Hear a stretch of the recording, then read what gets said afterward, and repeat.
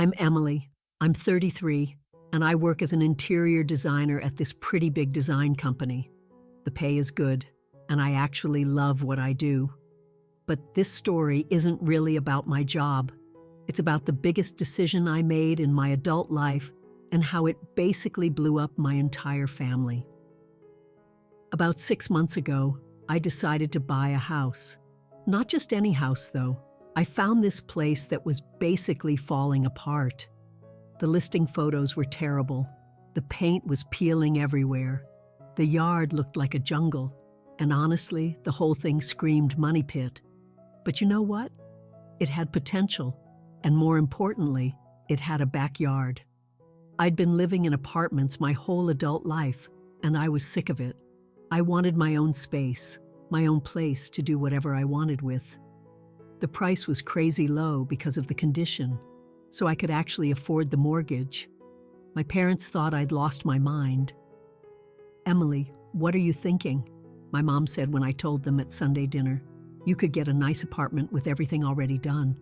Why would you want to take on all that work?" My dad just shook his head. "That house is going to eat up all your money and time." Even my younger brother Jake chimed in. "Seriously, men just get a condo or something. This sounds like a nightmare." His wife Sarah was there too, as usual. She didn't say much, but I could see her rolling her eyes whenever I talked about my plans. Sarah's always been kind of judgmental about everything I do. She's one of those people who acts like she knows better about everything, even though she's never had a real job and spends most of her time trying to be an influencer or something. But I didn't care what any of them thought. I wanted this house. I could see past all the problems to what it could become. And honestly, I was excited about the renovation. I work with construction crews all the time for my job, so I knew I could get help when I needed it. So I bought the house, got the mortgage approved, signed all the papers, and suddenly I was a homeowner. The day I got the keys, I stood in that disaster of a living room and felt this huge rush of excitement. This was mine. The renovation took 6 long, exhausting, expensive months. Some stuff I did myself, painting, basic decorating, landscaping. The bigger jobs I hired out. But here's the thing. The guys who work with my company gave me a huge break on labor costs. They charged me basically half their normal rate because we worked together all the time. It saved me thousands. I practically lived at Home Depot. My weekends were spent tearing out old carpet, picking out paint colors, and learning way more about plumbing than I ever wanted to know. There were definitely moments when I questioned my sanity, like when I found out the electrical system needed to be completely redone, or when it rained for 3 days straight, and I discovered the roof had a leak. But slowly, it started coming together. The walls got fresh paint, the floors got refinished. I put in new fixtures, updated the kitchen, and turned that jungle of a backyard into something actually nice. Every week, it looked a little better, and I got more and more proud of what I was doing. That's when I decided to have a housewarming party. I went to my parents' house for dinner to invite everyone. Jake and Sarah were there as usual. They rent this tiny apartment and are always at my parents' place for weekend dinners. "I'm having a housewarming party next Saturday," I announced after we'd finished eating.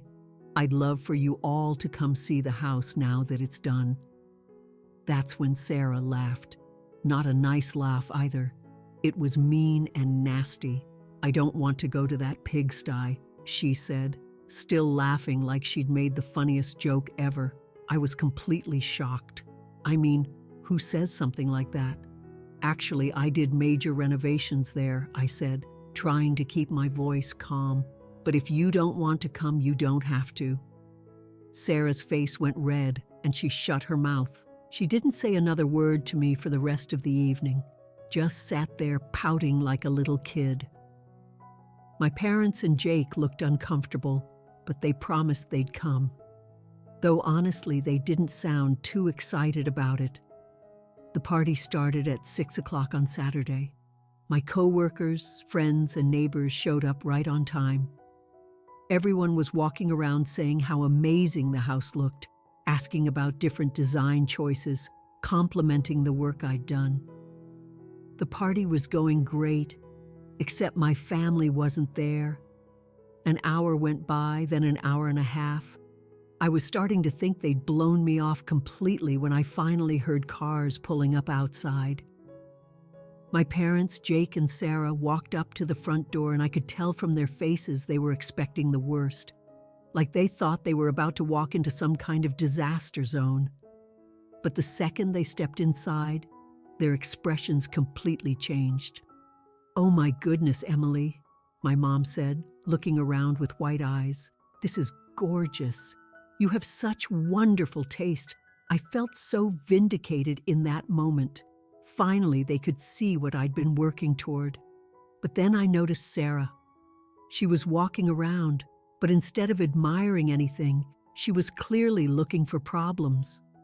She'd peer at corners, run her finger along surfaces, squint at the paint job.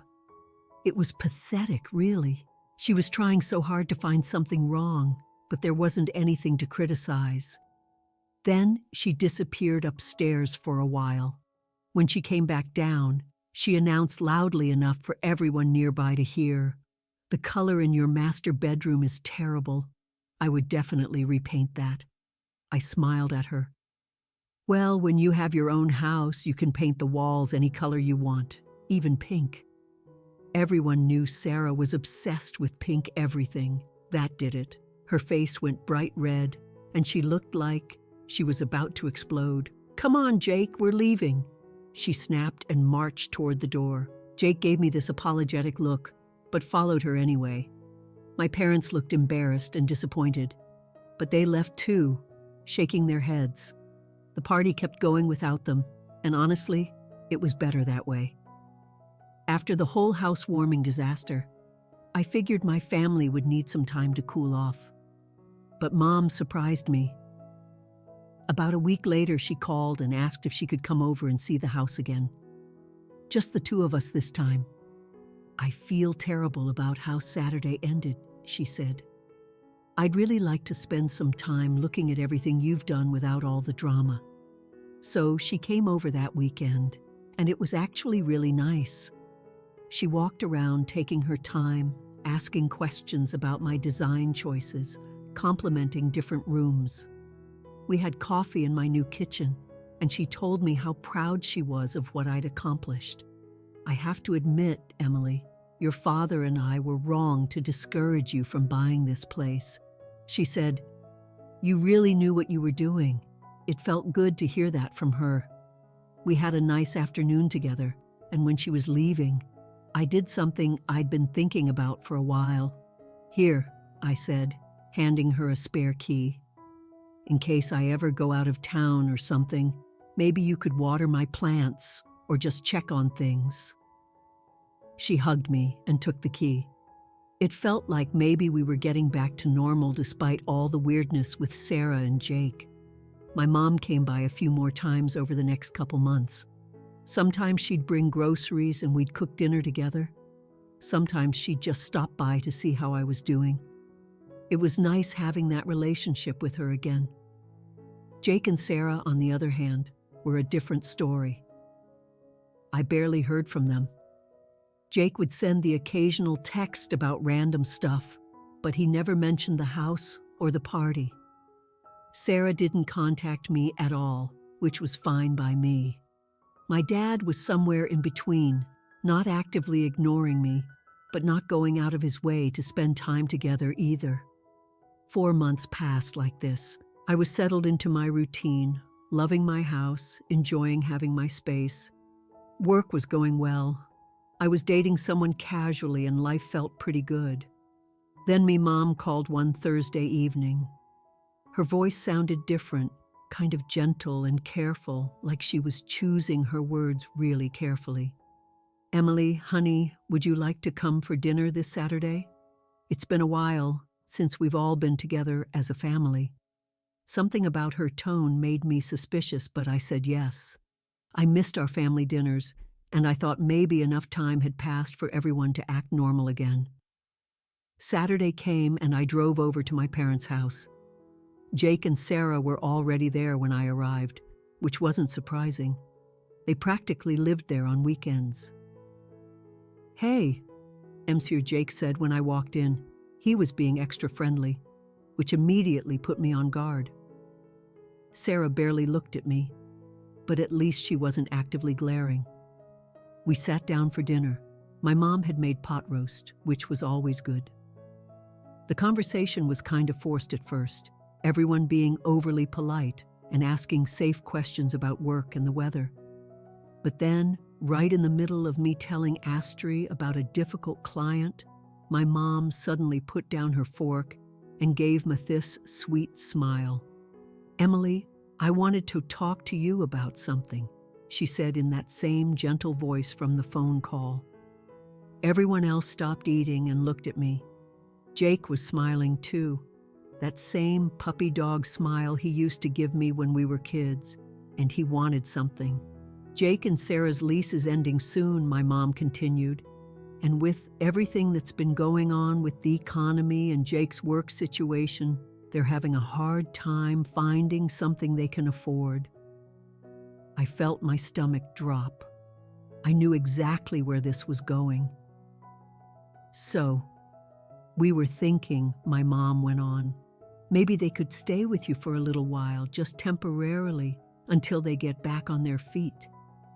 The silence in the room was deafening. Everyone was staring at me, waiting for my answer. Jake was still doing that pathetic, hopeful smile thing. I took a deep breath. "I don't want anyone else living in my house." My mom's face fell. "Emily, this isn't just anyone. This is your brother and his wife." "I understand that," I said, trying to stay calm, but my answer is still no. That's when Sarah decided to jump in. "I always knew you were greedy and arrogant," she said, her voice dripping with venom. I looked right at her. "Funny, because I remember you saying at me housewarming that you didn't want to come to my pigsty. Now you're ready to live in it." Sarah shrugged like it was no big deal. "I mean, if it's free, I guess I could deal with it." The audacity of this woman was unbelievable. Then Jake started in with his sob story. "Come on, Em, you have to understand my situation. They're doing layoffs at my job, and they cut my salary by 20%. We're really struggling here." I looked at him, then at Sarah. Maybe Sarah should get a job.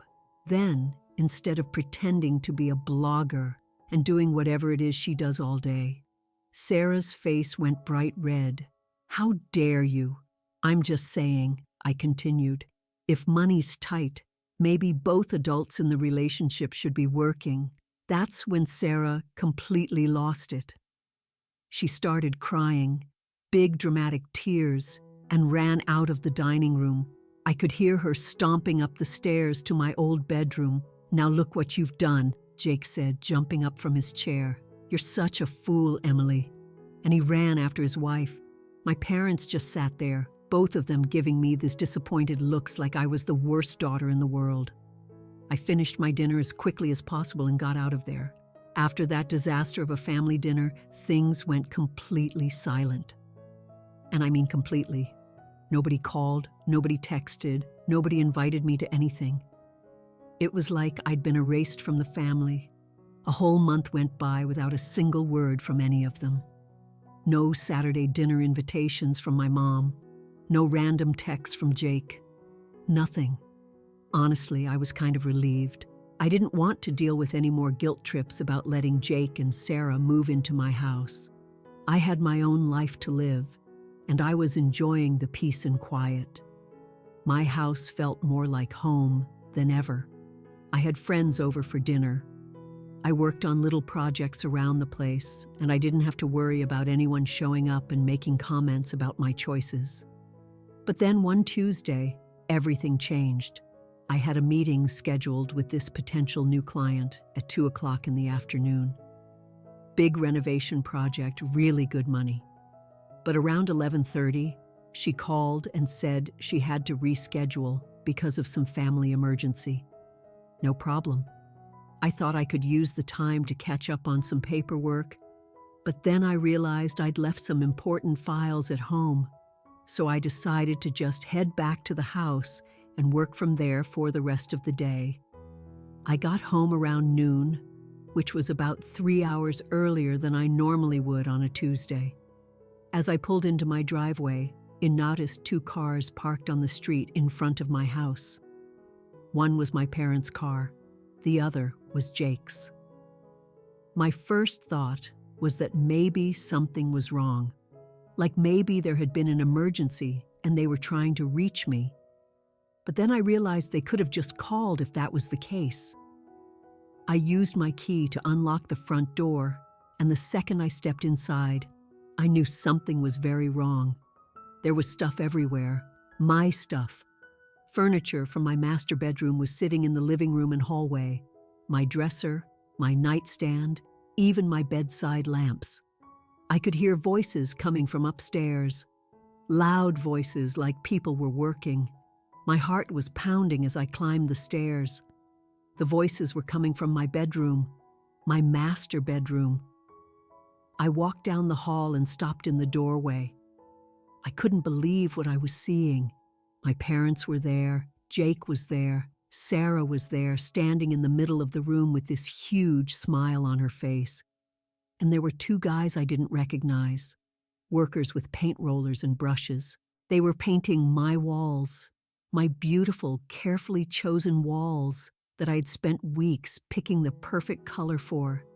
They were painting them pink, bright, obnoxious, Pepto-Bismol pink. I completely lost it. "What the hell is going on here?" I screamed. Everyone jumped and turned to look at me. The workers stopped mid-roll and stared. My parents looked guilty as shell. Jake looked like a deer in headlights. But Sarah just kept smiling. "Oh, good. You're home," she said, like this was the most normal thing in the world. "We decided to renovate the master bedroom before Jake and I move in. Don't you love the color?" I was so angry I could barely speak. "Stop," I said to the workers. "Stop painting my walls right now." The workers looked confused and glanced at each other, but they put down their brushes. I turned to my mother. "What the hell do you think you're doing? How did you even get in here?" My mom had the nerve to smile at me. I used my key. "Honey, we're all family here, and we knew you'd want Jake and Sarah to be comfortable when they move in." "Move in?" I said. "I told you no. I very clearly told you no. We knew you'd come around." My dad said, "You always do the right thing eventually." The right thing? The right thing was letting these people break into my house and destroy my bedroom. Get out. I said, "All of you get out of my house right now or I'm calling the police." My parents started giving me these lectures about family loyalty and how I was being selfish. Jake was yelling about how I didn't understand his situation and how I should help him out. Sarah was calling me selfish and ungrateful. The workers, smart guys that they were, packed up their stuff super fast and got out of there. They could see this was about to get a lot worse. "I'm serious," I said when the workers were gone. "Get out now or I will physically escort you out myself." They all looked at me like I was crazy, but something in my voice must have convinced them I meant business. One by one, they filed out of my bedroom, down the stairs, and out the front door. I stood there in the middle of my bedroom, looking at the walls. Half of them were still the nice gray color I'd chosen. The other half were this horrible pink that made me want to throw up. I was shaking with anger, but I knew I had to act fast. These people had proven they would stop at nothing to get what they wanted, and I couldn't let this happen again. First, I called one of my workers, Mike, who's done a bunch of jobs for me and lives pretty close by. "Mike, I need you to come change my locks right now." I said, "It's an emergency." While I waited for Mike, I drove to the hardware store and bought paint the exact same color I'd originally chosen for my bedroom. I was going to fix this mess tonight, even if it took me until dawn. Mike showed up and changed all my locks, front door, back door, even the garage. After he left, I spent the rest of the evening and most of the night repainting those walls. I was exhausted and furious, but I was determined to erase every trace of what they'd done. When I finally finished around 2 a.m., my bedroom looked normal again. But I was too wired to sleep in there, so I crashed in the guest room. The next morning, I called a couple more of my guys to help move the heavy furniture back where it belonged. Then I did something I should have done months ago. I called a security company. I want cameras around the entire perimeter of my house, I told them, and a full alarm system, motion sensors, door sensors, everything. They came out that same day and installed everything. Cameras covering every angle of my property, motion detectors, door and window sensors, the works. The system connected to an app on my phone so I could monitor everything remotely. For the first time in weeks, I felt like I could breathe again. My house was secure, my locks were changed, and if anyone tried to pull this kind of stunt again, I'd have video evidence. The security system turned out to be the best investment I ever made, and I found that out way sooner than I expected. It was only a couple days after the installation when I was sitting at my desk at work, going over some design plans, when my phone started buzzing. The security app was sending me alerts: motion detected, front entrance attempted entry, front door alarm system activated. My heart started racing. I opened the app and pulled up the live camera feed. There was Jake standing right in front of my door. He had something in his hand. It looked like the old spare key I'd given my mom. I watched him try to put the key in the lock. When it didn't work, he jiggled it around for a while, getting more and more frustrated. Then he stepped back and looked around, probably checking to see if any neighbors were watching. That's when he went to his car and came back with a crowbar. I couldn't believe what I was seeing. My own brother was trying to break into my house with a crowbar. He jammed it into the doorframe and started prying, trying to force the door open. The alarm was going off. I could see the lights flashing on the camera. Jake must have heard it too, because he suddenly stopped what he was doing, looked around in panic, threw the crowbar down, and ran back to his car. He peeled out of there like his life depended on it. I sat at my desk staring at my phone, completely shocked. I mean, I knew things were bad between us, but I never thought Jake would actually try to break into my house. This was criminal behavior. I saved the video footage and drove straight to the police station. I want to file a report for attempted breaking and entering. I told the officer at the front desk. They took me seriously when I showed them the video. You could see Jake's face clearly. You could see him trying the key. You could see him with the crowbar. There was no denying what he'd done. I filed their report and gave them all the footage. They said they'd be in touch about next steps. I went home that evening feeling like I'd done the right thing, but also kind of sad. It was my brother, you know, but he'd crossed a line that you just don't cross. Saturday evening, my phone rang. It was my mom, and she was screaming before I even had a chance to say hello. "Emily, what have you done?" The police came to our house and arrested Jake. They said you filed a report claiming he tried to break into your house. "He did try to break into my house," I said calmly. "I have video proof." "You need to go down there right now and drop those charges," she yelled. "This is your brother we're talking about. Maybe my brother shouldn't have tried to break into my house with a crowbar." My mom was crying now, going on about how I was destroying the family and how could I do this to my own brother. "I'll drop the charges," I said, "but only if you all promise to leave me alone. No more showing up at my house. No more trying to get me to let them move in. No more drama. You leave me completely alone." She agreed immediately. Yes, whatever you want. Just please drop the charges." After I hung up, my phone started ringing nonstop. My dad, Jake, Sarah, they were all calling and texting, begging me to drop the charges, promising they'd never bother me again if I just went to the police and withdrew the complaint. The texts were pretty desperate. "Please, Emily, we promise to leave you alone. Just drop the charges. I'm sorry I messed up. I'll never do it again. Just help me out this one time. We swear on our lives. We won't contact you anymore. Just please fix this."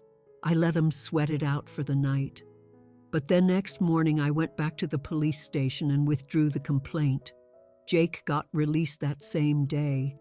Turns out he hadn't been in any real trouble, no previous record, so they just questioned him and let him go with a warning. But it was enough to scare the hell out of him. And you know what? It worked. After that, nobody from my family contacted me. Not one phone call, not one text, nothing. It was like they'd finally gotten the message that I was serious about wanting to be left alone. 6 months passed in complete peace. No drama, no guilt trips, no surprise visits. I could come home from work and know that my house would be exactly how I left it. I could go out of town for a weekend without worrying about coming back to find my bedroom painted pink again. I was actually starting to forget about all the family drama when I ran into my cousin Lisa at the grocery store. We'd always gotten along pretty well, but I hadn't talked to her since before all this mess started. "Emily, oh my God, how are you?" she said, giving me a hug. "I've been wondering how you've been doing." We chatted for a few minutes about work and life, and then she brought up the family. "So, I heard Jake and Sarah are living with your parents now. She said your mom mentioned Sarah's pregnant. That must be exciting." "Pregnant?" Well, that explained a lot. "Yeah. Your mom said they're really struggling financially. Jake's job situation hasn't gotten any better, and now with a baby coming." Lisa shook her head. "I feel bad for them, but I guess your parents are happy to help out." I just nodded and made some non-committal comments. I wasn't about to get into the whole story with Lisa in the middle of the cereal aisle. But driving home, I thought about what she'd told me. Jake and Sarah were living with my parents. Sarah was pregnant. Jake was still struggling with work and money, and my parents were dealing with all of it. Did I feel guilty? Maybe a little, but mostly I felt relieved that it wasn't my problem to solve. I'd made the right choice buying my house. I'd made the right choice fixing it up the way I wanted it. I'd made the right choice not letting them move in with me. And I definitely made the right choice installing that security system and filing that police report when Jake crossed the line. My house is still beautiful. I still love coming home to it every day. I still feel proud when I look around at what I accomplished, and I don't have to share it with anyone I don't want to share it with. Some people might think that makes me selfish or mean, but you know what? I don't care.